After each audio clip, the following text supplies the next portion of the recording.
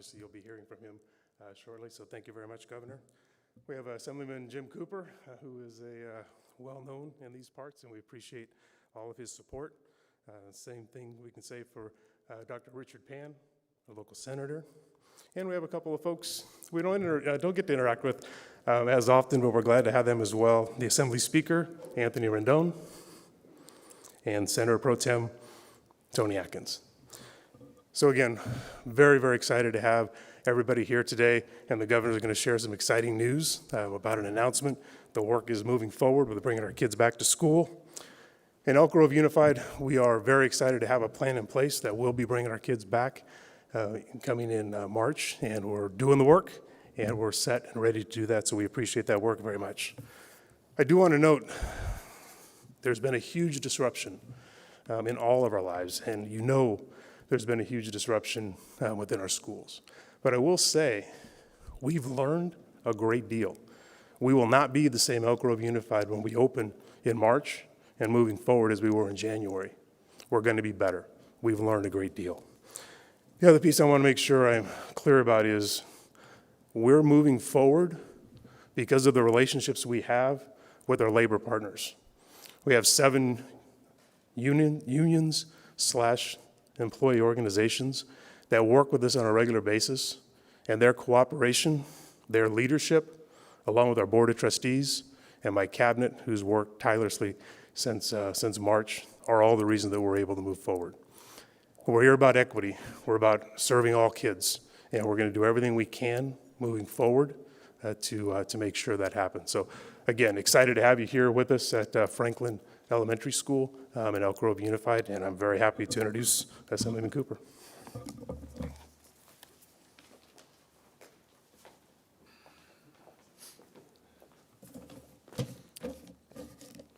Thank you, Superintendent Hoffman. Good morning. I'm Assemblyman Jim Cooper.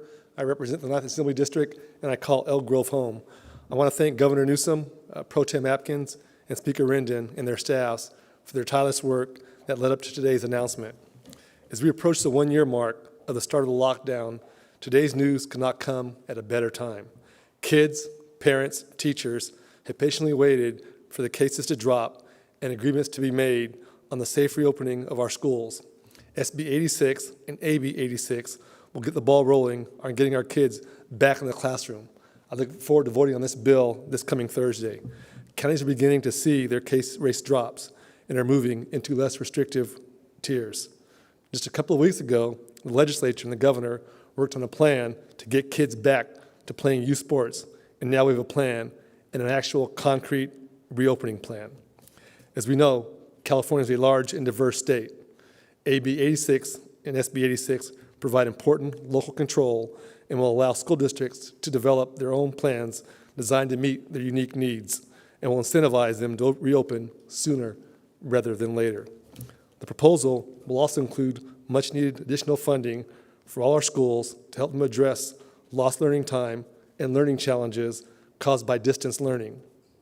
I'm especially supportive that this funding, our students deserve all the resources we can provide them, providing additional academic support, reducing class size, and summer school where necessary, and help our students regain much of what they have lost during this pandemic.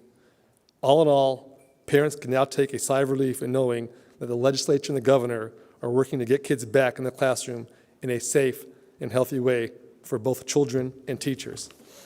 Next up is Senator Dr. Richard Pan.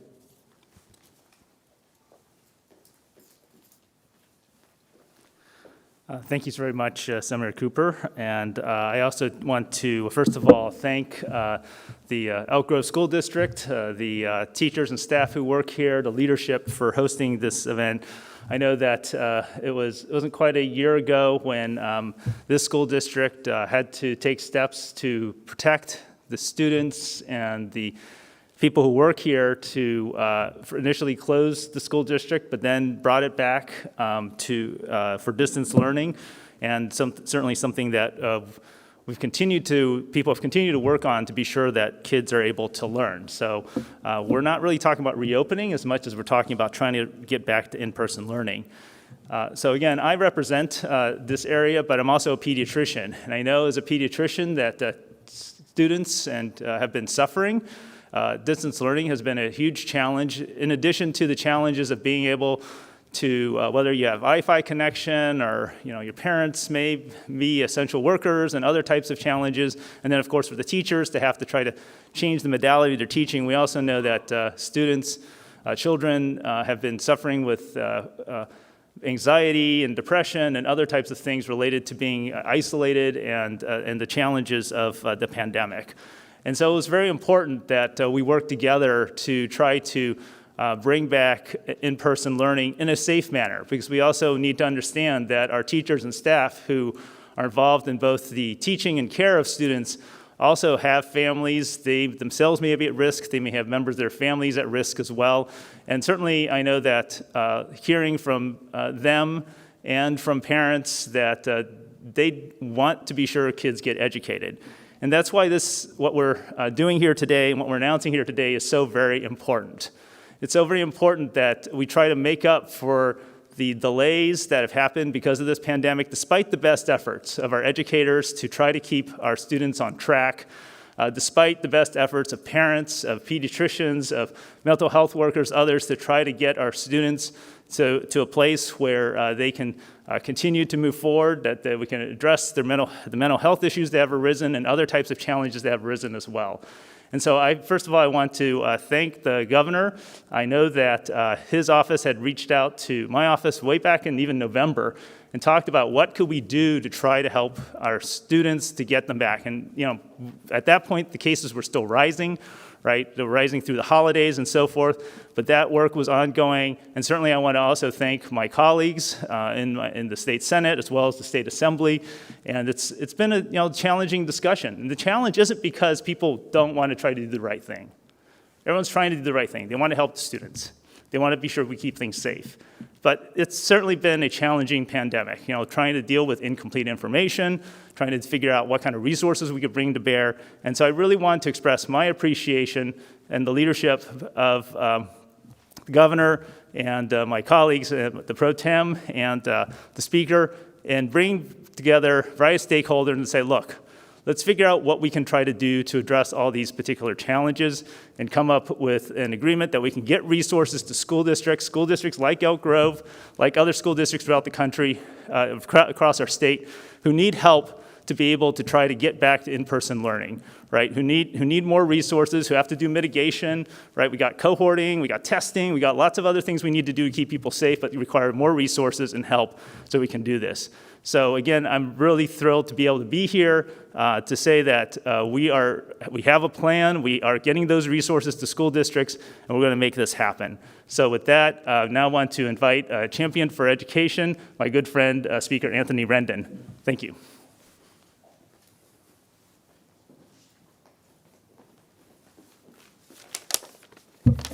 Thank you, Senator Pan. Good morning. It's important that we do not think about schools as just a part of California's budget, although education is that. We cannot merely think of school seats as a safe daytime place for our children, though surely they should be that. We must not reduce education to a prerequisite for earning a living, although it can be that too.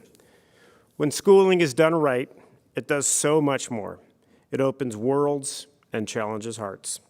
When education is wrong, it is we who have failed the children. It is not the children failing school. I know because I was once a student who barely made it through. The schools did not have what I needed, and that's why I care. Today's press event is about more than turning keys and reopening classrooms, and it is more than just a return to schools that are safe. Our plan is also geared toward providing schools the resources and the incentives that they need and to ensure that education can be all things for every child in California. We are here at this school today because the governor and the pro tem have worked with all of us together on this. Together, we were all determined not to fail California's children. The shared commitment to children of Gavin Newsom and Tony Atkins allowed us to get to this point. Governor Newsom came out early with a thoughtful approach to quick and safe reopening. Pro Tem Atkins and the Senate teamed with the Assembly to develop a strong legislative plan that took the governor's leadership as a signpost. In the end, we all reached agreement on this plan. The policy know-how of 3 of our key assembly chairs was also necessary to make this plan work. We all owe thanks to Assembly members Phil Ting, Kevin McCarty, and Patrick O'Donnell. And of course, we owe thanks to every teacher, every staff member, every parent, and every student who had to bear with the disadvantages of learning in a pandemic world. We appreciate your tenacity and your creativity. It is what gives us hope for the future and a belief that we must keep working to fulfill the promise of education in California. It's my honor to introduce my legislative partner, Senate Pro Tem Toni Atkins.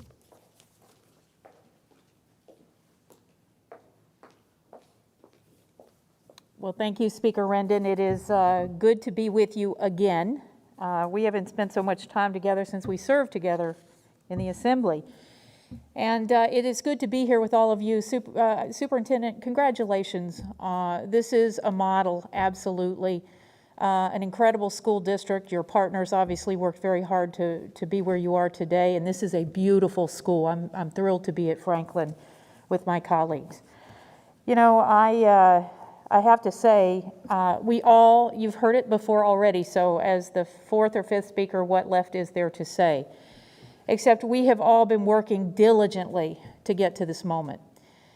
As if weeks weren't enough of conversations, the weekends have been filled with yet again thinking we're close, getting there, making sure that we do it right, that we cross those T's and dot those I's. And, you know, that sounds like a phrase, but what that means is exactly what my colleagues have already expressed. How do we respond to administrators and managers in the schools? How do we respond to support staff that serve the meals and provide the support services, the custodians? How do we respond to parents who want their kids in school, and yet when you look at the data and you see that some of the schools, the kids have not returned, and that's because the parents are concerned. They want their kids in school, but they're also concerned about kids' safety. The teachers want to be back teaching. Some of them, many of them, are over the age of 65. Some of them, as the speaker said, and my colleagues, are taking care of vulnerable family members, teaching their own kids. So it's important that we get it right. When we talk about crossing T's and dotting I's, that has real implications for real people on the ground every single day. So that made this very difficult. You cannot reduce any of this to a couple of sound bites. There is absolutely no way. And much like Mr. Speaker, you know, I was one of those kids. I was a latchkey kid. My twin sister and I had to get to school every morning on our own, age 7. A couple blocks away, but, you know, it's a long way when you got short legs. You know, we had to get to school. We went to the breakfast club in the morning so we could have a meal that somebody provided to us. I'll never forget the cinnamon donuts. They were my favorite. Schools are an important part of our psychological, our academic, our mental life. I told the governor as I came in, I don't think I can reach that basket. I spent many years playing basketball in middle school, high school, and college. Sports, important component of what we're doing. We have to get it right. And we are rowing in the same direction. Finally, I think we are at the dock, together, unified. And like my colleague, my legislative colleague, Mr. Speaker, I want to thank some folks as well. Every weekend, the budget chair in the Senate, Nancy Skinner, the sub-1 chair for education, Senator Laird, obviously the policy chair, Ms. Leyva.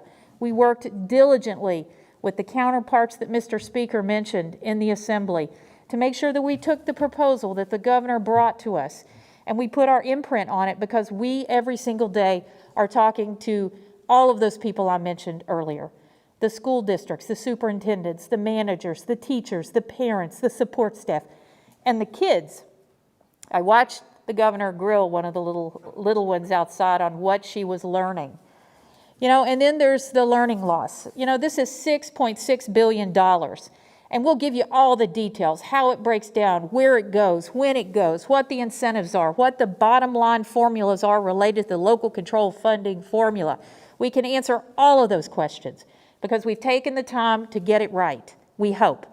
And yet we got to be prepared for the next pivot or the next thing that comes our way. We have to be prepared for that so that we respond to the people that we are responsible for, that we are all responsible for, and we will, because we are not done.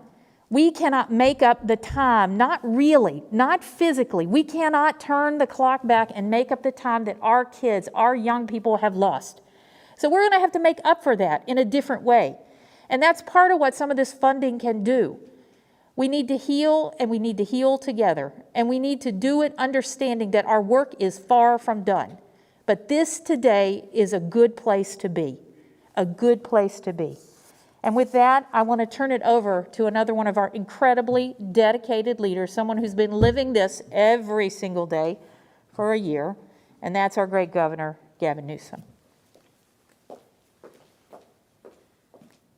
Thank you, Madam Pro Tem, and Mr. Speaker and Senator and Assembly Member. I'll brag on in a moment, but I want to just begin appropriately by thanking the Superintendent Hoffman, and all the bargaining units that are here, and the spirit to which the Superintendent invited us, the spirit to which brings us back to a school district that in many respects reflects the bookmark that has been this pandemic and the last year. This was one of the largest school districts to announce closure close to a year ago, and now it's one of the largest school districts to announce its reopening less than a year later. And it's demonstrably because of the superintendent's leadership, the incredible support of the school board, the paraprofessionals, the classified employees, all of the bargaining units that work together across differences, small issues, large issues, committed to a process, committed to one another to build trust,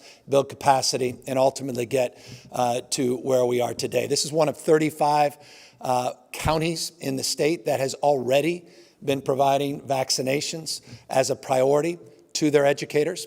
That is also encouraging, and as a construct, they are already well on their way to providing most of the educators in this district at least that first dose. Today marks more broadly a commitment for the state of California across the spectrum in all 58 counties to provide at least 10%, a minimum of 75,000 doses we are setting aside for our educators, for our school employees broadly, all up and down the state of California. On Thursday and Friday, we'll actually be utilizing the two large FEMA sites, Thursday and Friday in Southern California and in Northern California, as educator days exclusively to provide even additional vaccinations. Those don't come out of the 75,000 allocations. Those will be additive. It's just a commitment, our resolve to prioritize our educators as we're prioritizing our most vulnerable, our seniors, and those in congregate care facilities, skilled nursing facilities, and the like. 9.1 million now vaccinations have been administered in the state of California. Positivity rate that should make everyone feel a little bit more positive about where we are and where we're going, down to 2.3% today. And that's based upon a pretty healthy 243,000 tests that were conducted as part of the reporting period. 3,500 cases. Just remember, 6 weeks ago, we were announcing over 50,000 cases of COVID, 3,500 cases just yesterday. Hospitalizations and ICUs coincidentally down both over a 14-day period, 42.1%. So things are moving in the right direction. Things seem to be stabilizing. We're seeing vaccinations increase. We're seeing the positivity and case rates decrease, though we are seeing a little bit of a plateau, and one needs to be mindful of that as we begin this transition to in-person instruction, as we begin the transition to safely reopening our economy with the appropriate modifications. But you can't reopen your economy unless you get your schools reopened for in-person instruction. You can't meet the cause that should unite every one of us, the issue of equity, and that's not just on the basis of race or ethnicity, it's also gender equity, unless you commit to getting our schools safely reopened in person. Single mothers, in particular, that are celebrating, I imagine, this day compared to many other previous days. So many of our kids and caregivers are celebrating this day because we all are united around coming back safely into the schools and helping with the socio-emotional supports that our kids so desperately need. As the Pro Tem said, this is a $6.6 billion commitment. $2 billion specifically for grants to help with in-person instruction. Those are grants that can provide more PPE, though we have set aside 3 months of free PPE, for ventilation, for spacing, for issues related to health and safety. $4.6 billion of the $6.6 to deal with reimagining the school year, giving districts flexibility, looking at school days, looking at intervention, deeper intervention to address kids' wellness, to address their needs as it relates to community learning hubs, address learning loss as the districts see fit, including potentially extending the school year and moving the school year into the summer. $4.6 billion of that $6.6 provides for that flexibility. We incentivize opening up our schools by providing real resources to do it. We expect that all of our TK to 2 classrooms open within the next month. We want to see more happen beyond that for unified, going into red tiers. It's TK to 6, and it's a commitment to 1 grade in middle and high school. And our core belief is this: once you dip your toe in, once you build a cohort confidently, once you build trust, then we will start to see a cadence of reopening across the spectrum. But again, on the basis of building confidence and trust, not only for the caregivers, not only for our educators, but for parents as well that may be hesitant to bring their kids back in school as well. So we start with cohorts of those of greatest need, of greatest risk. And by the way, it's not just TK to 2, it includes our homeless, it includes our foster kids. It includes kids without devices, without the internet. It includes kids that are English as second language learners. It includes the needs, most special needs, including IDD and physical disabilities. That's the commitment, that's our priority. We want to see this happen all across the state of California, and that's what this package provides. So I couldn't be more pleased and proud of the spirit that brings us here as well. Not only the spirit of the superintendent and this district, but also the spirit of leadership. You know, the Pro Tem made a comment that I smiled under my mask about the Speaker, myself, Pro Tem, spending so much time together, though those two in particular, more than they have in some time. And it's right to just reflect on the last 5 weeks what they have accomplished as it relates to a moratorium on rental evictions, as it relates to providing $2 billion of additional grants to our small businesses, to provide billions of dollars to 5.7 million Californians in direct relief checks, $600 checks, to support childcare broadly, $400 million as part of that $7.6 billion deal to help support these efforts, including reopening schools. And of course, today, this framework on getting our schools safely reopened. So I'm proud of their leadership. I'm proud of their incredible collaborative spirit.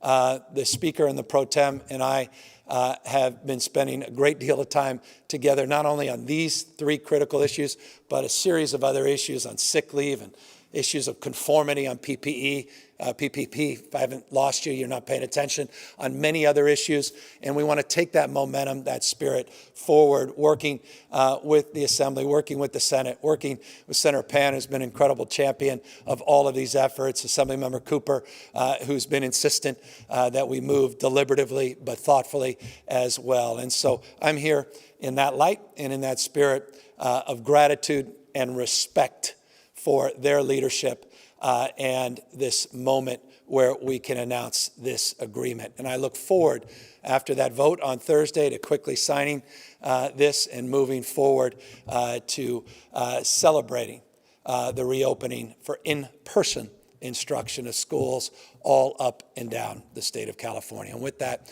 we're here, all of us, to answer any questions. Governor, I'm Adam Beam with the Associated Press. If things keep going the way they are in California, do you believe by the end of this month that most, if not all, of the counties will be in the red tier? Well, I know this, that tomorrow we are likely, and we're getting the final information, to announce 7 additional counties moving into the red tier.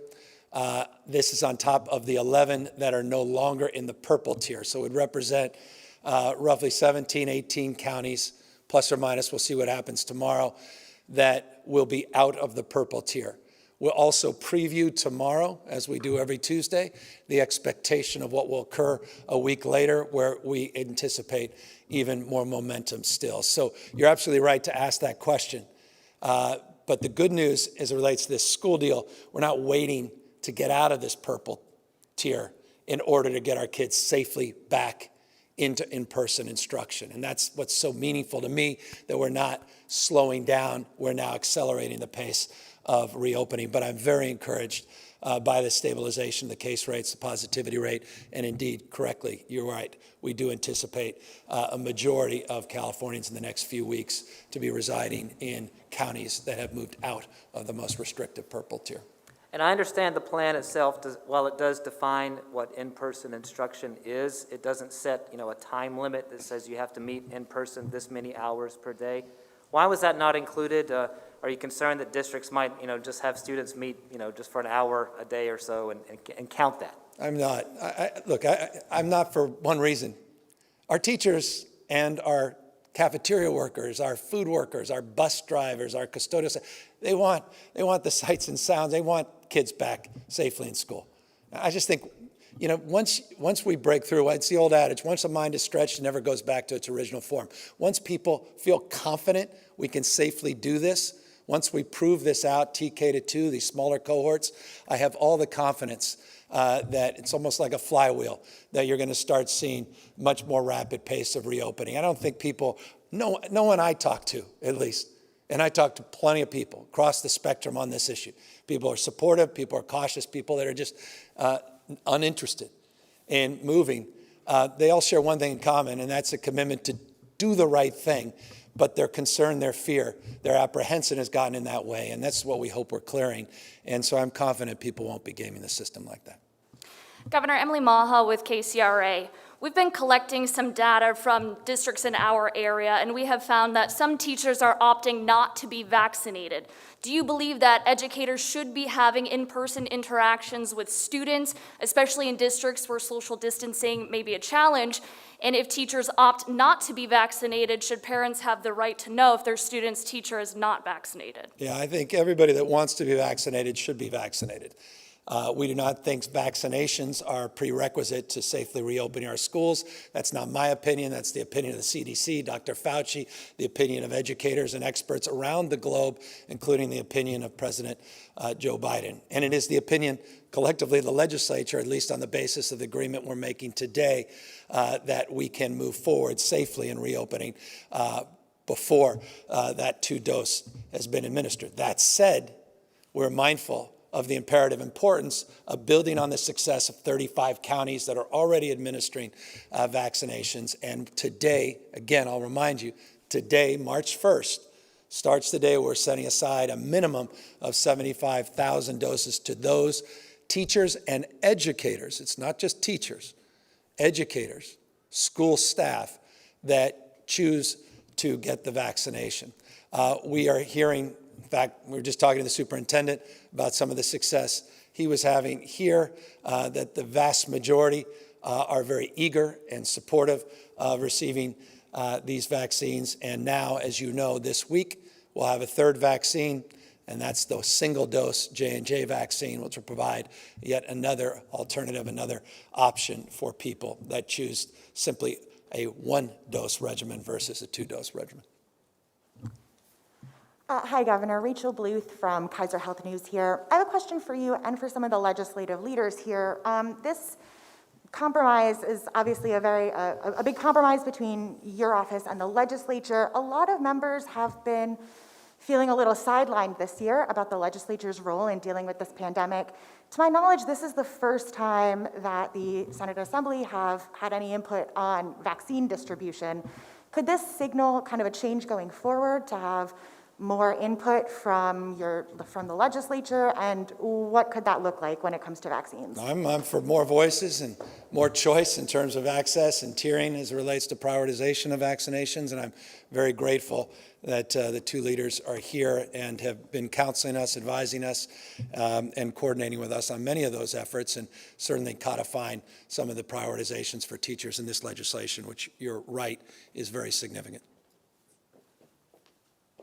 Thank you for the question. I would just say, as someone who represents 40 senators or 39 others, and my partner here, 120 total, I can't speak for him, but we've had many caucus meetings. We have had working groups who have worked in partnership with the governor's staff and office on all of these issues, on vaccines, on distribution. I mean, we've had more working groups coming out of the Senate specifically. We have a pandemic working group that was chaired by Lena Gonzalez from Long Beach, now by Josh Newman from Orange County. We've had more caucus meetings because I want my colleagues to be as informed as possible. Their communities are the ones with questions, and I will just see. So I believe we've had more conversations that I historically remember in the 10-plus years I've been in the legislature. Yeah, I don't have a lot to add other than to echo the pro tem's comments. Assemblymember Jackie Irwin has led a legislative working group on vaccines and vaccine distribution. Our health chair, Jim Wood, has been incredibly involved in not only in oversight, but also in conversations in and around the issue of vaccines. Dr. Joaquin Arambula, who chairs our budget sub 1, has similarly been involved. Folks like Jim Cooper from the legislature, from the assembly, have been involved as well. So we've been fully involved, and appreciate the governor and the Senate's cooperation on these matters. Thank you. And just to sort of add on to our legislative leaders, I chaired the Senate Health Committee, and I know that I personally have been participating in practically weekly meetings with the governor's staff. I actually was able to join the governor in Cal Expo to talk about vaccines, and well, certainly and away from the press event, we've had a chance to have those conversations as well. So I would actually say that the governor's office and Governor Newsom has actually worked closely with the legislature. Do we always agree? Not always, but certainly the door has always been open, and we've always proactively had many conversations about things like vaccine distribution and other types of issues as well. Certainly as chair of the Health Committee. Thank you. Also, when you think of Dr. Pan, one of the first things you think about is vaccinations. So not just the chair, profoundly important voice on this subject. So thank you, Doctor, for all your work. Governor, question, John Myers from the Los Angeles Times. One of the things that seems key to getting more kids on school and operating this from the state is understanding how many cases there have been at schools that are open. Your administration still has a document online from January 14th instructing for that data. We still don't see the data. So what can you tell us about it? What do you know? Because it seems that that's a big question that people want to know, how safe these schools have been that are already open. Yeah, so we have been providing that data on an updated basis, but we have now specifically set aside money in this agreement to hold us to account and to enforce the efforts with more transparency. We've incorporated a strike team with DPH that's working very collaboratively with districts currently. We've codified that in language, providing tens of millions of dollars for enforcement and oversight and data collection. We put a Safely Reopening Schools Hub website up as well a few weeks back as a preview of some of the more dynamic efforts that we'll be putting into place to have more timely reporting of information.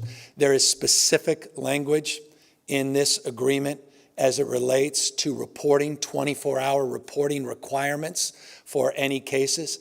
It has correction strategies as it relates to multiple outbreaks and what we can and cannot do. So we are laying that groundwork very, very prescriptively in this legislation. Just to follow up, Governor, I'm on the website right now under transparency, case reporting by schools. It's not there. So you said it's been released. Where is it? Well, my point of the legislation is to provide much more detailed and timely information as it relates to November, December, In January, those numbers are put up. We've been working with the legislature in the last 30 days to put together a completely different framework and strategy with different execution requirements, different criteria, and much more robust transparency, including resources to provide that information in a timely manner. So let me thank you for the follow-up so I can lay that distinction as it relates to what's in this legislation versus what we had in the past. Governor Katie Orr with KQED News. I wonder, given that schools with this money will be able to extend their school year possibly, if you're expecting many districts to actually do that, because of course teachers have been teaching this whole time, just not in school, and if you're getting any pushback from unions who say, you know, our teachers need a break. Well, the bottom line is we're providing flexibility. That $4.6 billion in learning loss flexibility provides for more peer-to-peer counseling, more investment in mental health, more counselors, provides more interventions across the spectrum that could extend the school day as well as opportunity to extend the school year. That's going to be determined. We also have provided not only that $4.6 billion in learning loss, but as you know, the federal government has provided us $8.5 billion in CARES Act 1 and CARES Act 2 dollars that also are supplementary and supportive in addition to the Prop 98 resources. And that, by the way, does not include the resources that we anticipate coming from what becomes of the $1.9 trillion new stimulus. So we have resources that will allow us more flexibility, more opportunity in the next weeks and months to answer that question in a much more robust way, depending on conditions. But I appreciate the point you made, and I'll just briefly comment on that our teachers have been teaching, that we have been committed to our kids, and I just want to recognize that. It's not just our teachers. We were just talking to a representative from AFSCME and all the classified employees they're here at the school site, have been. Some of our psychologists have been. Some even doing knocks on doors and meeting kids in their homes. So one does need to acknowledge the hard work that has been done under these very challenging circumstances with distance learning and some in-person learning that has been occurring across the state for many, many months. So the issue of exhaustion, obviously that issue, like so many issues, is a meet confer issue. It's an issue for the memorandums of understanding. It's an issue to work across the bargaining table to figure out, but we have now more resources to help figure that out than we've had in the past. One more quick question. If and when the vaccine is approved for children, do you anticipate it being added to the list of mandatory vaccine kids need to attend school in California? Yeah, I'm going to wait. Look, on the J&J, we have a Western States Scientific Advisory Committee that's meeting today on the safety and efficacy of the J&J vaccine. We anticipate a little over 300,000 vaccines to arrive later this week at the FEMA sites. We had an ability to order 380,300. We're anticipating a little over 300,000 arrive at the rest of the week. The reason I mention that is to make this point. We need to look at the safety and efficacy of vaccines as more information is forthcoming from the FDA, guidelines come out from the CDC. Our Western States Advisory Group will take a look at the safety and efficacy for those younger cohorts. We'll be guided by their facts, their determination, science, before we make any determinations of mandatory, voluntary, and when indeed those will be made available for people of younger age and younger cohorts. Hi, Governor. Renee Santos with CBS 13. The question I have is, what conversations are happening right now when dealing with teachers, educators who refuse to go back to work simply because there are health risks that they're worried about, concerned about? Yeah, I mean, obviously, we're going to be sensitive to that. And look, no one's compelling anybody. We're creating conditions where we expect in-person instruction. We're going to provide supports, supplementary supports, but people have compromised immune system, people that are not comfortable going back in, be it teachers, be it paraprofessionals, be it classified sports staff, be it kids themselves. For whatever reason, conditions. Obviously, we're going to be sensitive to all of those issues. And that's why we're providing in-person grants, $2 billion to provide flexibility. And that flexibility is not just ventilation. It's not just PPE. It's not just sanitation. It's also personnel to help address those concerns as well. Second part to that question, Governor, do you anticipate districts then having to look for substitute teachers to fill that void until, numbers progress and teachers start feeling more comfortable in classrooms? Yeah, well, that's the whole purpose, again, of this agreement, is to provide flexibility, provide resources that otherwise didn't exist, so those determinations can be made in 1,050 school districts up and down the state of California. Hi, Governor. Alexi Casa from the San Francisco Chronicle. Two questions for you, if you don't mind. The first is, what role, if any, have district superintendents and teachers unions played in helping negotiate this deal? Because obviously it will be dependent on them reaching agreements to actually reopen under this framework that you've come up with, and the last couple of frameworks that were proposed by the legislature or your administration were pretty widely panned. And the second is, to your point about the plateauing of of coronavirus cases, the CDC expressed concern today about that as well.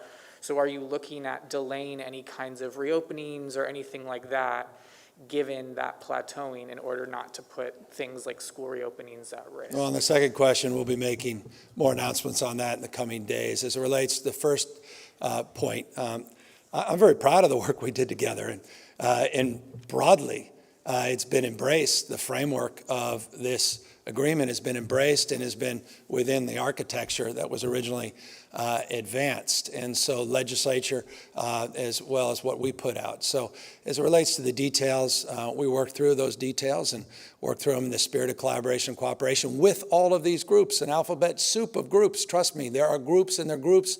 We had meeting, conferring back and forth, superintendent, county, local, principals, teachers, people represented, not represented, private, charter, the whole spectrum was part of the agreement, and that's just on our side. I can't imagine what the legislature also incorporated in terms of their own, and then each member had their own districts with their own district issues that I'm sure came directly to their doorstep, trying to incorporate those issues. So we tried our best. Look, there's no other school system like this in the country. It's the largest school system in the United States. Second largest school district itself is just LA alone, which is larger than many states, just that district. So it's a challenging environment, and people navigated, I thought, quite well. And over the course of the last number of weeks, I think we saw the opportunity to be where we are today. So you're saying that you do have that buy-in from those large districts and large teachers unions, that I'm you sure expect they'll actually move forward? Yeah, I'm sure you'll find some people that will have strong opinions. Look, the bottom line is we created a framework that we believe is consensus. That in consensus doesn't mean everybody is happy. That's part of the negotiations, part of the process. You couldn't get consensus in days that are perfect, with an abundance of everything and no concerns around health risks across any spectrum. So the bottom line is this was done with the spirit of collaboration, bottom up, not top down. And what we presented and what we worked on as legislature really was the collective wisdom of all of these superintendents, all these meetings and groups that helped inform our decision making. And frankly, that process began a year ago. It didn't just start a few months ago. We've all iterated throughout this process of understanding and growing in appreciation and empathy as it relates to the dynamics that are constantly unfolding. Hi, Governor. Nicole Nixon with Cap Radio News. I'm just wondering if you can talk a little bit about how hybrid learning factors into this deal. Are you leaving that up for school districts to decide for themselves? Asking because surveys have shown that many parents of color are more wary of sending their kids back to school, want to see all teachers vaccinated before that happens. Yeah. No, the answer is absolutely. I mean, the whole framework around learning loss, we're just in, it was, the pro tem made the point. I mean, we can get in the deep dive in terms of the equity framework on LCFF, which by definition is an equity frame, the Title I equity frame, which is part of the first CARES and the second CARES Act, by definition an equity frame, the work we did last year on the $5.3 billion on learning loss, which 81% of that was around a deep dive in the equity frame to address the anxieties, particularly for some communities as it relates to going back in person, but also providing supports as it relates to the frame of your question on distance learning, hybrid learning, in different models of engagement. And so that's the whole idea here. It's flexibility, but baseline accountability, much more transparency, much more data collection, much more aggressive framework on enforcement, a new hub that will be provided as schools reopen with information that will be much more navigable, much more available, not just to the media with respect, but to parents, most importantly. And that's the commitment we made to each other, and to the letter of the commitment that's represented in the legislation as well. Hi, Governor. Mackenzie Mays with Politico. On the point of teacher union support, would you ever get to the point where you would mandate that schools reopen? Say we get to the next academic year. Is that something you would consider like states Florida and Texas have? Yeah, we want schools to safely reopen, period, full stop. I've been saying this for months. Said this when we announced the original framework in December. I've been saying it even prior to that. So we want schools to safely reopen. We believe they can safely reopen. We believe the data and the science bear that out. We believe what the CDC has been saying. We believe what Dr. Fauci has been saying and President Biden has been saying. We believe that we can do this. And now with additional supports, we have more confidence that we can do it with more granularity, even more safety protocols than we otherwise could have afforded on the basis of not having these additional resources and flexibilities. So we have all the expectation that schools will be safely reopened across the spectrum come this fall, and we certainly look forward to tremendous momentum over the course, not just the next month or two, but notably in the next few weeks. This district's a perfect example of this. They're not waiting till the end of the month. They're starting to move forward much sooner than that. Hi, Governor. Sophia Bolag with the Sacramento Bee. You alluded earlier to the PPP loan conformity that you and the legislature are working on. Maybe I shouldn't have done that. I'm wondering, in addition to that, are there other aspects of early action that you're planning? And also, I'm wondering if you can address why state worker cuts that were implemented last year have not been part of your early action plans with the budget. We're working, and all I can say, and I can truly back off now and have the two leaders speak, but we're working on the PPP issues. We're working on sick leave. We're working on a number of other issues, and we're working through. That's part of our broader budget conversation, and I can assure you, working with our bargaining units, we're having those conversations very robustly. And can you just address why, those state worker cuts, restoring those, weren't part of your early action proposal? A lot of complexities, and I don't want to socialize them right now, particularly because we're working with those bargaining units to address those issues. Is there a possibility that those will be restored earlier than just the budget in June? We continue to work with the bargaining units. We're going to work with them in a collaborative spirit, great respect and admiration for the bargaining units that really stepped up last year to address a $54.3 billion shortfall.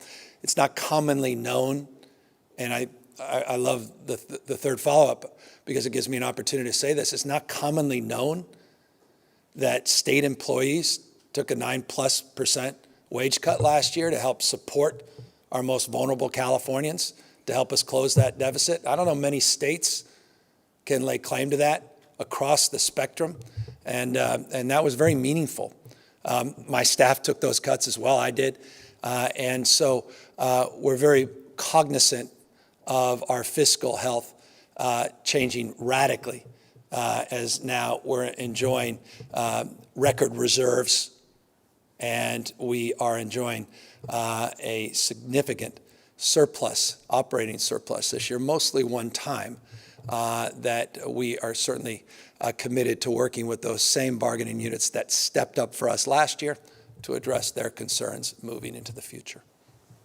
Hi, Governor. Ashley Zavala with Nexstar Media Group. I'm just following up on John's question about the outbreak data in schools that are currently open. The last time we did get an update from CDPH was for the month of January. I was wondering if you, off the top of your head, might have that number for February.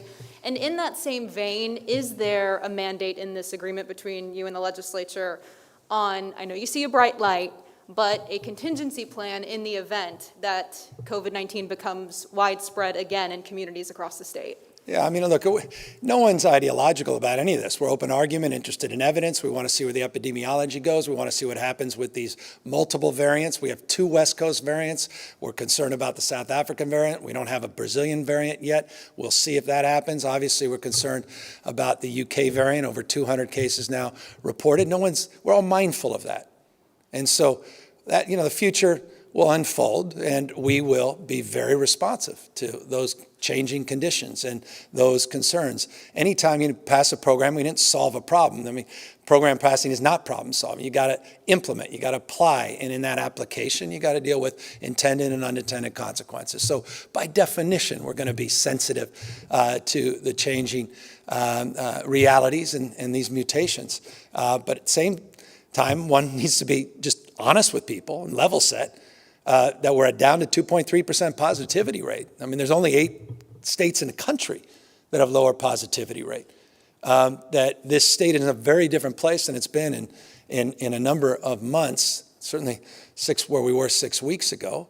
And as a consequence, where you have over 9 million vaccinations now that have been administered, and the prospect, we're going to get 1.58 million this week. We'll get 1.64 next week. J&J now being authorized, more vaccines on the horizon, more capacity in our ICUs and hospitals with surge plans that are very, very well oiled in the context of what we just weathered in the last 8 weeks, that we are in that phase, that transition phase, where we want to lean in and we want to step up, get our kids back in school and get our businesses back open safely with modifications, still wear masks, still do all the non-pharmaceutical essentials to mitigate the spread, particularly with those variants out there. But obviously, we'll be mindful. Now, as it relates to the data, as I said, the data, January and November and December, is made public. In the last month, we've been working with the details of updating this data and those criteria, and we'll make sure you see the language specifically as it relates to the expectations on data reporting, 24-hour periods, et cetera. We'll present that to you, and we'll see where we are. And I'm happy, once I have those February numbers, to provide those to you as well. But I can assure you, based on the January number, it was lower than the December number, which is interesting because January, we were dealing with the midst of a massive surge. Of course, there may have been underreporting. No one's naive about that. And obviously, that's foundational in this legislation. The Speaker and the Pro Tem demanded that we had higher accountability thresholds, higher reporting expectations, and they were right to demand that. With that, thank you all very much. Wonderful to spend time, and I'm looking forward to a press conference when everybody else gets all the questions. Take care, everybody.